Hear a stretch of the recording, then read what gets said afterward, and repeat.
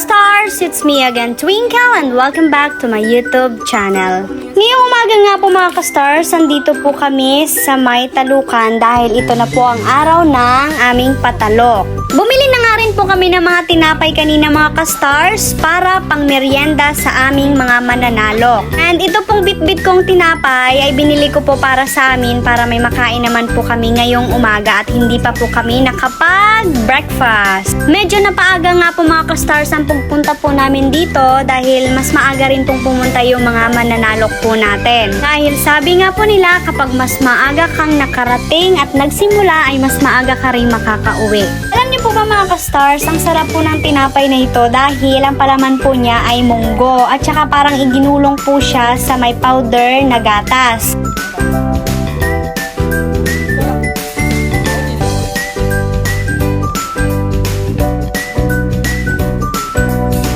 Last nasubo ko na nga po ito mga ka-stars dahil ang sarap po talaga nung lasa nung tinapay, lalo na po yung palaman niya na yun po talaga ang nagpapalasa po sa kanya. Best po talaga ang mga gantong tinapay mga ka-stars, lalo na pagising mo sa umaga, magkakape ka or magagatas, pwede mo talagang i-partner ito doon. Ayan nga po mga ka-stars, lahat ng tinapay na ipapartner po mamaya doon sa pangmerienda nilang pansit. Naantay na nga lang rin po namin sila mother para po makapagsimula na maya-maya.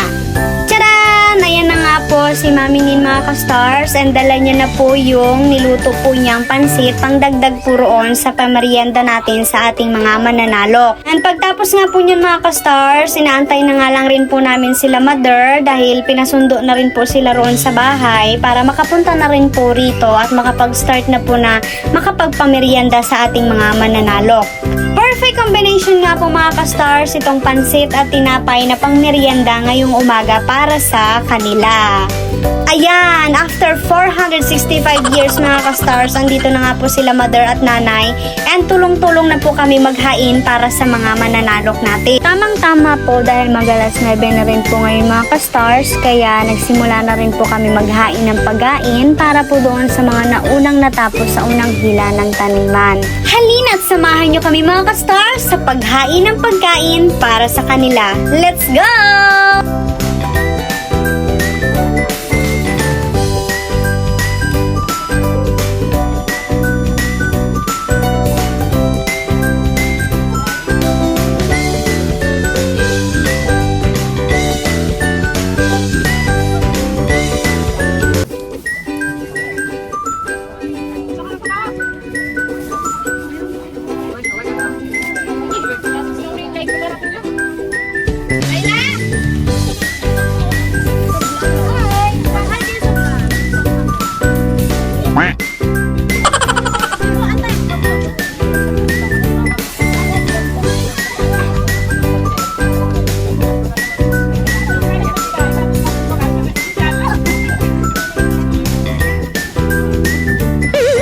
laser.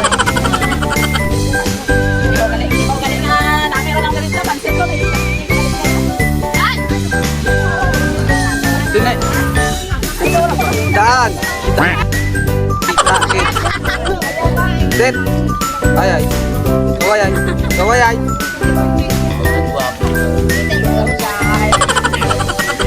Kita kayo lahat. Kayo kita.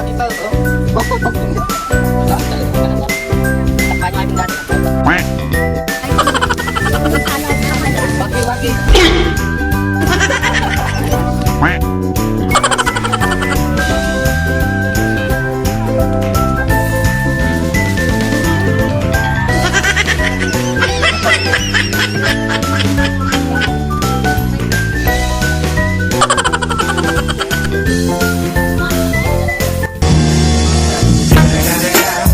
It's the motherfucking Eagle Double G.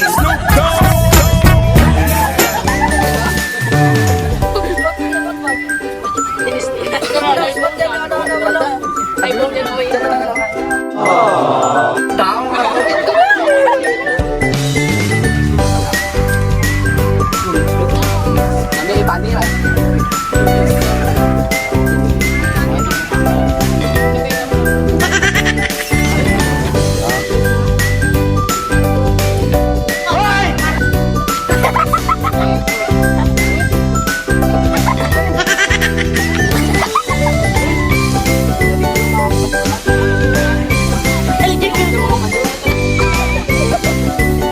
Kahit nakakapagod magtalo pero gumagawa pa rin sila na magngiti. Hindi pa rin nila ramdam pagod. Yan. Tudoy. Ay, ilang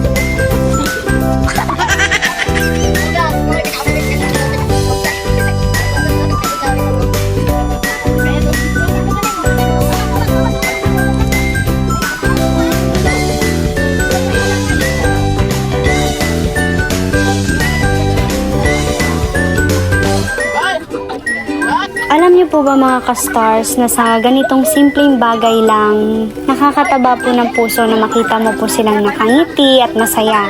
May nagsabi nga po kanina mga ka-stars habang naghahain po kami na parang first time pa lang daw po nila ma-encounter na makamerienda ng ganito.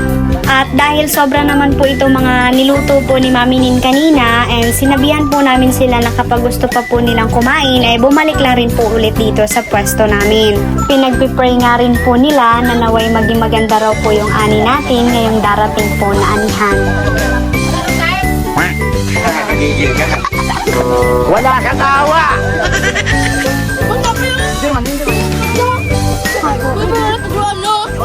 hati-hati na lang tayo. Lahat na tayo makatikin.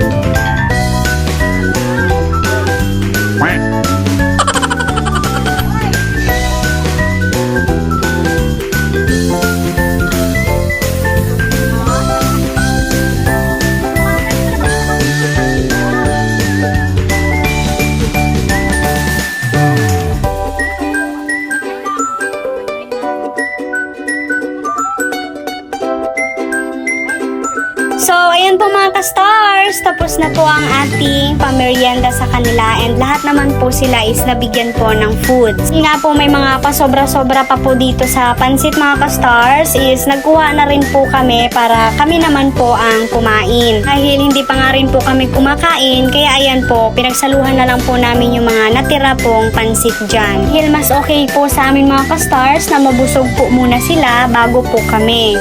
Pagtapos nga po namin kumain mga ka-stars, is aalis rin po kami dito sa pwesto namin. Lilipat po kami doon sa may kubo po nila Tito Buyet para po mailagay na rin po namin itong mga kagamitan po namin.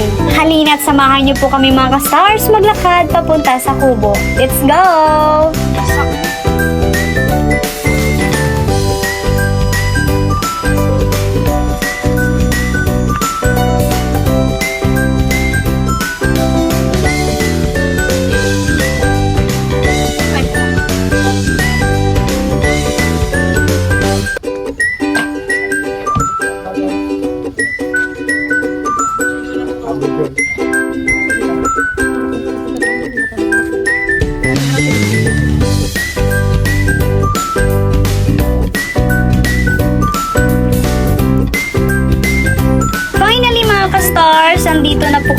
may kubo. Akala mo naman malayo talaga ang nilakad, malapit lang naman. So ayan nga po, naabutan po namin dyan si Mami Nin na nagluluto po ng ulam, pananghalian, and nagtulong-tulong na lang rin po sila ng mother at si nanay po.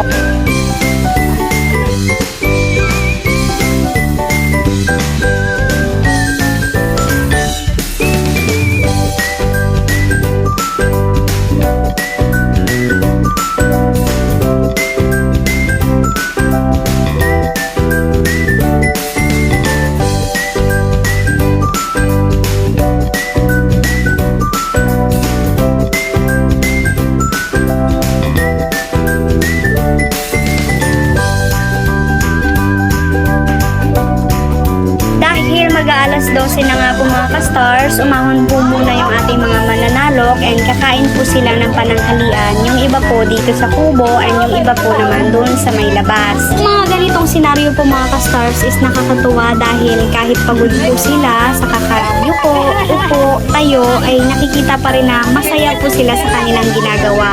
And saludo po kami sa lahat ng mananalok at sa lahat po ng mga magsasaka dito sa ating probinsya.